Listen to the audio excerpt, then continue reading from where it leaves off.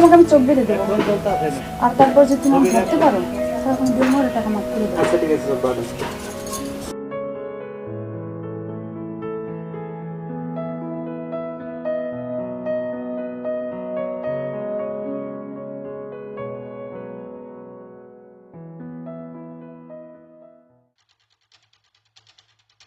এ কি এত কিছু ভাবছো কেন?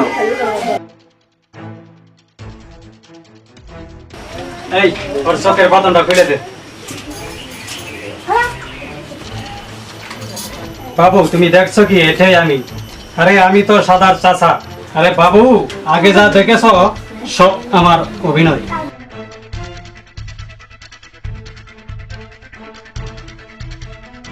খোকা তুই? মদ খেয়ে আমি বেহুশ, এই রক্ত গিরে পায়ে আমি তোমার কাছে আসলাম। শুনলাম আলী আকবরের বলে তুমি ঠেট দিতে পারো নাই। আরে ভাই আমি তো আলিয়া পাশের ধরতে পারিনি, তাই জাল পেতেছি। ঠিক আছে, আমার একটু বসাও।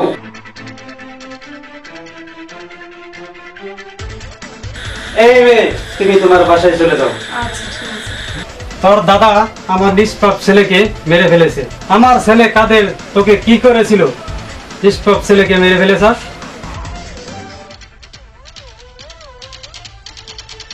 কি করছিল আমার ভাই? আর তোমার সাথে যা করছি সবকিছু ছিল আমারটা অভিনয়, কারণ আমার বাবা যা বলছিলাম তাই করছি। আর তাছাড়া তোমরা সবাই মিলে আমার ভাইকে মেরে ফেলেছো। আর তাছাড়া কি করছিল আমার ভাই? কি অপরাধটা করছিল বলতে পারো আমারে? হতে পারে তোর চেহারা সুন্দর, কিন্তু তোর ভিতরটা ডাজ নেই। দাদা যে বলেছিল নারে নাকি বেমান সাবানা মেই, তা আজ হারে হারে টের পাচ্ছি। দাদা আমার ফেরেস্তার মতো ছিল। ভুল করেছি আমি, দাদার কথা না শুনি। এই পৃথিবীটা একটা অভিনয় ক্ষেত্র, এটা একমাত্র নারীরাই পারে। এই তুই যা বাসায় রেস্ট নে। ঠিক আছে বাবজান।